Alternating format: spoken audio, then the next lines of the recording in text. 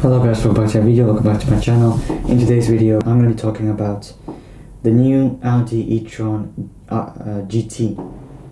I have said that in my episode 1 of Audi Short News, the Audi e-tron GT was going to be revealed on February 9 or 10, depends where you live. And Audi did show us the Audi e-tron GT, and I watched the premiere event. So now I've decided to share you some of my thoughts on the e-tron GT, what to think of it, like the design and the interior design and the range and all that, and really just to share you my opinions on it. So let's begin. Okay, so the Audi e-tron GT. This is a four-door coupe which is based on the Porsche Taycan. Audi is using Porsche Taycan's chassis on the GT, so it's just basically a Porsche Taycan with an Audi badge. And it's Audi's second electric car.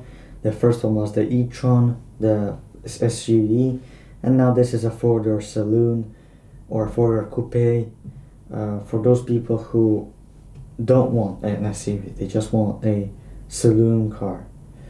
Now the car is a rival for Tesla Model S and Porsche Taycan.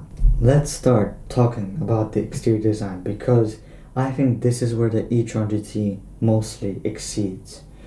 I think the e-tron GT's exterior design is wonderful. It's just a masterpiece, because I think Audi has done a great job on designing this car. And I've always thought that Audis make great designs on their cars.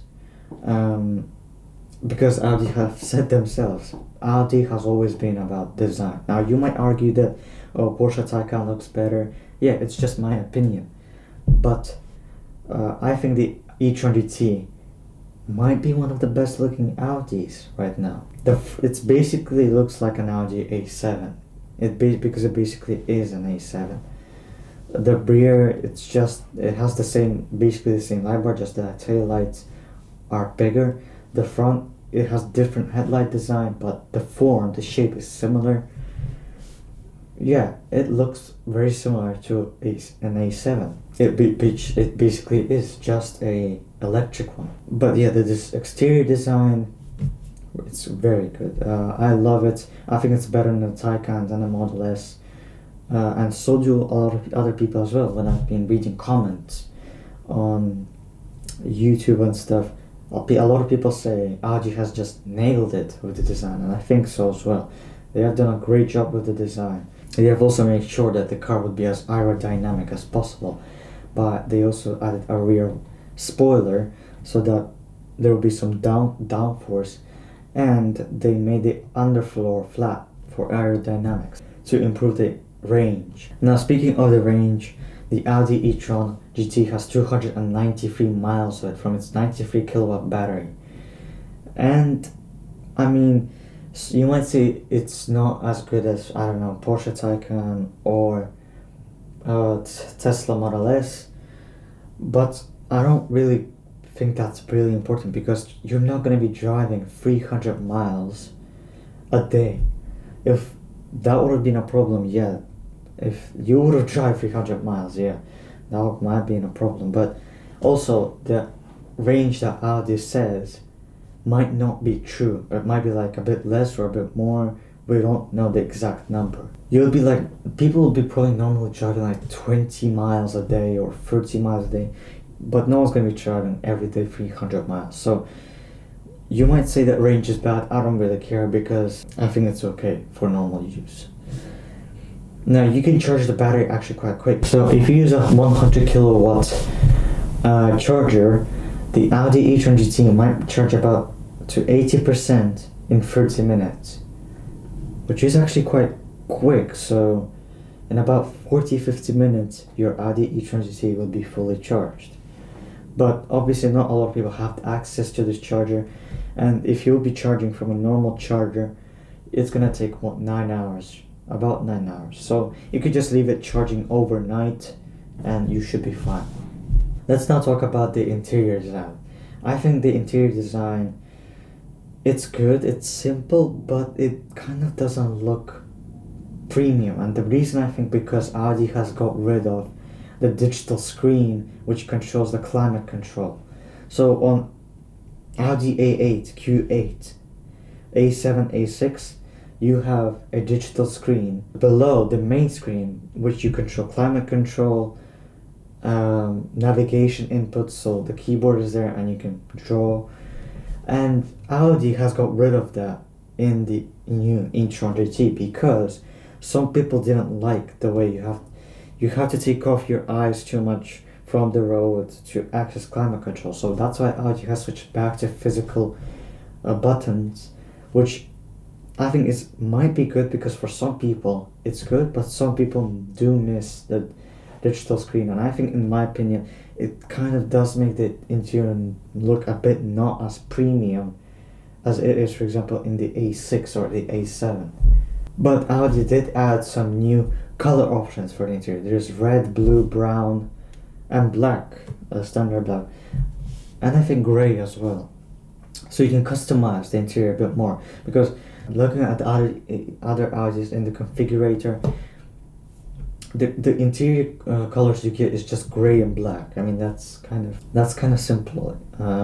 So I like that Audi add more interior color options. Now I'm pretty sure I know you can add different interior color options for other Audi interiors using Audi exclusive, but it's still good to have it right in the configurator, this normal configurator. And speaking of the configurator, the Audi e-tron GT is now on the UK configurator, so you can buy it now. The starting price is £80,000. So overall, the interior, it's good. I like the design. Maybe in my opinion, I think it looks a bit cheap, but it's not bad. It's not a bad interior. I like the layout. It's simple. The screen. Then you have the climate control below. Yeah, it's a nice, clean looking interior. It's certainly not bad. Okay, let's talk about performance. So there's the Audi e-tron GT, which has about 400 horsepower and 500 newton meters of torque. And you have the RS e-tron GT if you want a bit more performance. That has 630 horsepower and about 900 newton meters of torque. 0 to 60 is in 3.3 seconds. And I think that's the similar performance figures to Porsche Taycan Turbo. Audi wasn't allowed to make it as fast as the Taycan Turbo S with 760 horsepower. So that's why they had to detune it. And it's basically in the range of the Taycan Turbo. Now, it is the fastest, the most powerful Audi in production. The second fastest is the R8 with 620 horsepower. So yeah, more power will eventually come as Audi update the e-tron in the future. But still, 630 horsepower is not a bad figure. You're not going to be using all that power much anyway, so the main thing is to get the electric car performance like the people like. So yeah, I do wish still though they added the more power to compete against Tesla maybe, but it's okay. 630 horsepower is not bad. Now, also, speaking of the exterior design, it's hard to compare the RS e-tron GT and the e-tron GT. They're very similar. The only way you can tell them apart is the badges, the RS badges, but both of them are the same. There's not much exterior design differences that you can notice which one, if there's an RS or normal e-tron. Just something to know. Now let's talk about the last category, the price. As I said, the e-tron GT starts from £85,000 or so, and the RS e-tron GT starts from about £110,000. Quite a steep price, I know, but it is, electric cars are always expensive, so you do expect that kind of price for the power you get and for the battery manufacturing process. It might be a bit of a question for some people. Should you get the e-tron GT? Of course you have others like the Taycan, which might be a better car, and because the starting price is cheaper. The Taycan starts at £70,000, Arguably it might have better interior, might have better battery range, and if you have the money, you have the Turbo S, better performance. But the looks, it's just, I'm not sure about the Taycan's looks. I prefer the way the e-tron GT looks. The e-tron GT, I think, is just a masterpiece of a design.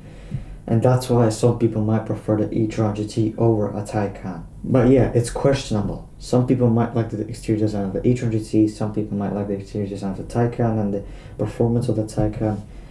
Personally, I just like the e-tron GT because of its exterior design. And that's why I don't like the Taycan so much. As I compared the Tesla Model S against the Taycan video, I said the Taycan's design quite questions me a bit. I'm not sure if I like it or not. But yeah, the new e-tron GT, a stunning looking car with a few questions in mind. Would I buy one if I had money? I'm not sure. It's a hard decision. There are some things I like about the Taycan, but it's hard to say. Maybe I'll buy even a petrol car. But yeah guys, so that's been it. The Audi e-tron GT is a huge thumbs up. Let me know guys, what do you think of the e-tron GT? Which one would you have? The Taycan, the Model S, or the e-tron GT? Thanks for watching guys, and I'll see you again in the next video.